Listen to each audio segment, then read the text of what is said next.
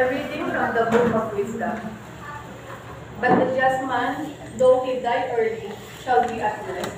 For the age that is honorable comes not with the passing of time, nor it can be measured in terms of years. Rather, understanding this is man's gray hair, in an unsolid life, the attainment of old age. He who pleased God was loved. He who lived among sinners was transported, snatched away, lest wickedness pervert his mind, or deceit beguile his soul. For the witchery or of paltry things obscured what is right, and the weir of desire transformed the innocent mind. Having become perfect in a short while, he reached the fullness of the long career, for his soul was pleasing to the Lord. Before he sped deep out of the midst of wickedness, but the people saw and did not understand, nor did they take this into account, the word of the Lord. Thanks be to God. The Lord is kind and merciful. The Lord is kind and merciful. Merciful and gracious is the Lord. Slow to anger, abounding in kindness. God does not always rebuke, nurses no lasting anger, has not dealt with us as our sins merit, nor requited us as our deeds desire. The Lord is kind and merciful. As the heavens tower over the earth, so God's love towers over the faithful. As far as the cast is from the west, so far have our sins been removed from us. The Lord is kind and merciful. As a father has compassion on his children, so the Lord has compassion on the faithful. For he knows how we are formed, remembers that we are dust. The Lord is kind and merciful. Our days are like the grass, like flowers of the field we blossom. The wind sweeps over us and we are gone. Our place known as Buong pamilya. Kaya may mga puro na talagang hindi nagwawalis, lalo sa mga depressed areas. Nagmumukhang Smoky Mountain ang puro sa dami ng basura. Kasi talagang hindi sila nagwawalis. Ang isa pang pamahiin, bawal daw mapatakan ng luha ang bangkay na namatay. Kasi kapag napatakan daw ng luha, pagka maramdaman niya, ibigat ang kalooban niya, pagka bumibigat siya, mahirapan siya makakit sa langit. Kung gayon, dapat magpagawa tayo ng mga kabaong na may alulod para doon napapatak ang mga luha natin, hindi na diretso doon sa bangkay. Ay isa pang pamahiin, kapag ang namatay daw ang matanda, ang mga bata daw, bago ilibing ang namatay, ay tatawid daw sa kabaong para makatawid daw sila sa kamatayan. Ay kung yung bata na namatay, matatagay kapag din natin, ang dami nun, bigyan kami iba, hirap nun. Mga pamahiin na hindi natin dapat kaliwalaan. Sapagkat ang buhay itong makahulugan at makahuluhan. Gumawa tayo lagi ng tama, ng mabuti, ng makatotohanan, ng makatarungan. Gamitin natin ang ating mga buhay upang makapaglingkod sa Diyos at sa ating kapwa-tao. Nang sa gayon, magiging makahulugan at makapuluhan ang ating mga buhay. Hindi ito masasayang. Paloy ko naman sa kanilang buhay, ating kapatid na si Lolita, kahit pa paano, ay hindi natin masasabing sinayang niya ang kanyang buhay. Sapagkat nagkaroon siya ng 5 anak na inalagaan niya, pinalaki niya ng maayos. Sinikap niyang magkaroon sila ng magandang buhay. At palagay ko, hindi na kanyang mga anak at mga apo ang kanyang pinagtikuran. Palagay ko maraming ibang mga tao ang kanyang natulungan. Mga taong kahit hindi niya kaano-ano minsan, humingi sa kanya ng tulong, hindi niya pinagkaitan. Kaya nga masasabi natin na dahil ang ating kapatid na si Lolita ay naglingkod sa kapwa-tao, nagmahal sa kanyang pamilya, hindi na sayang ang kanyang buhay. Naging makabuluhan at makahulugan ito. At sa pagharap niya sa ating Panginoon sa pintuan ng langit, masasabi niya, Lord, yung kong buhay na ipinahiram ko niyo sa akin, ginamit ko po ito para sa aking mga anak, sa aking asawa. At ginamit ko rin po ito, Panginoon, sa pagtulong kahit papaano sa ibang mga tao. Hindi ko po ito sinayang, Panginoon. Palagi ko, sasabihin sa kanya ng ating Panginoon, Lolita, well done, good and faithful servant. Come, enter into my kingdom. That's all right. Brothers and sisters, Jesus Christ is risen from the dead and sits at the right hand of the Father, where he intercedes for his church. Confident that God hears the voices of those who trust in the Lord Jesus, we join our prayers to his. In baptism, Lolita Guzmanos received the light of Christ. Scatter darkness now and lead her over the waters of death. In your mercy, Lord, hear our prayer. Lord, hear our prayer. Our sister Lolita Guzmanos was nourished at the table of the Savior. Welcome her into the halls of the heavenly banquet. We ask you, Lord. Lord, hear our prayer. Many friends and members of our families have gone before us and await the kingdom. Grant them an everlasting hope in your Son. We ask you, Lord. Lord, hear our prayer. Many people die by violence, war, and famine each day. Show your mercy to those who suffer so unjustly these sins against your love, and gather them to the eternal kingdom of peace. We ask you, Lord. Lord, hear our prayer. The family and friends of Lolita Guzmanos seek comfort and consolation. Heal their pain and restore darkness and doubt that come from grief. We ask you, Lord. Lord, hear our prayer.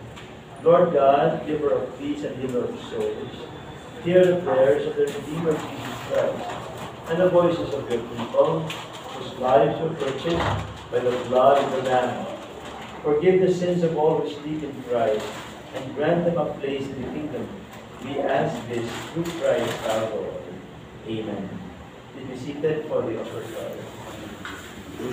Amin mo, O Diyos, at tanggapin mo ang aking kalayaan, ang aking kalooban, ang isip at lumita ko.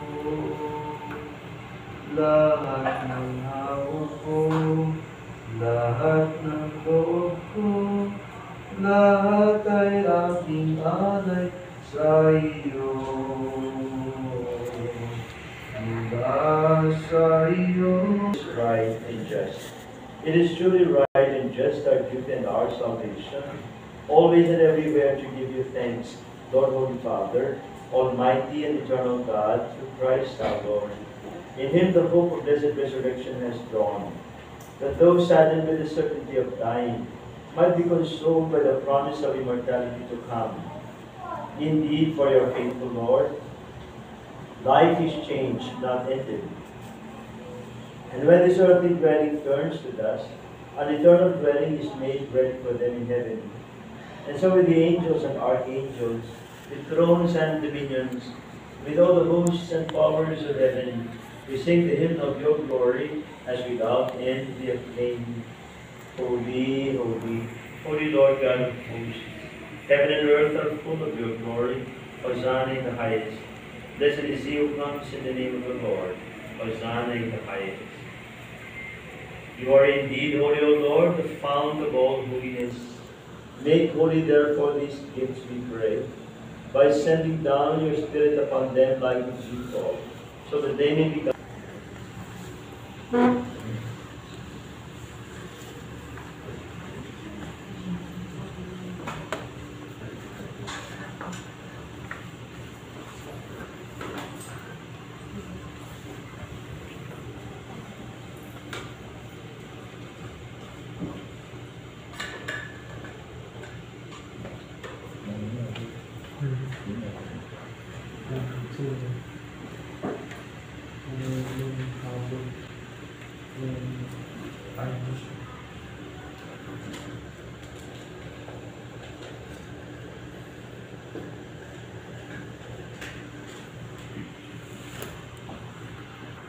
Trusting in God, we have prayed together for our beloved sister, Lolita Guzmanos. to take comfort in the hope that one day we shall see her again and enjoy her friendship. The mercy of God will gather us together again in the joy of His kingdom. Therefore, let us console one another in the faith of Jesus Christ. After this verse we shall respond, receive her soul, she is now dead. In your sight, may she live forever. Forgive whatever sins she committed through human weakness, and in your goodness, grant her everlasting peace. We ask this through Christ our Lord. Amen.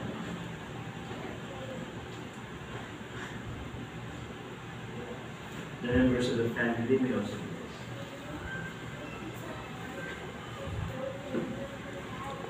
Kapag wala video mo,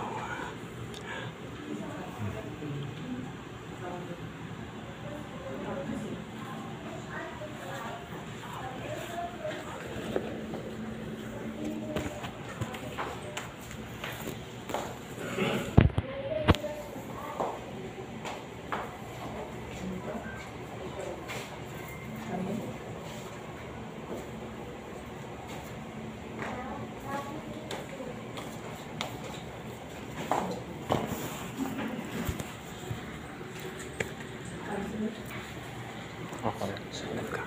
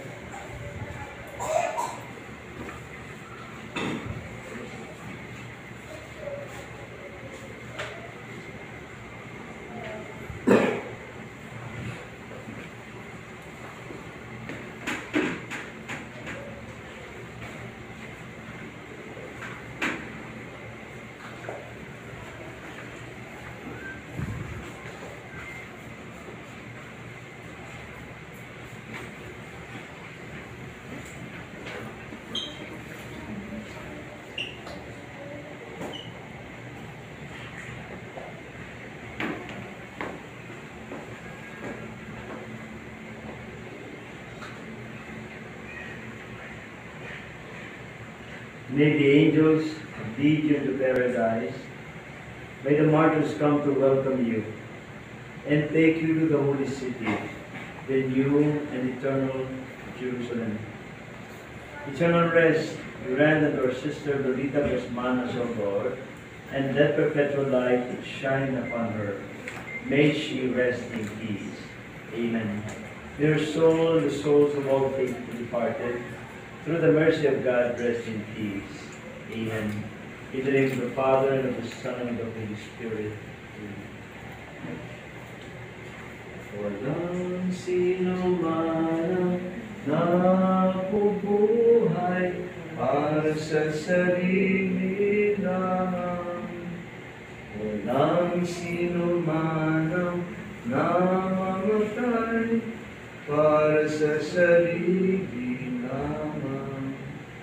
Tayong lahat ay may pananagutan sa isa't isa.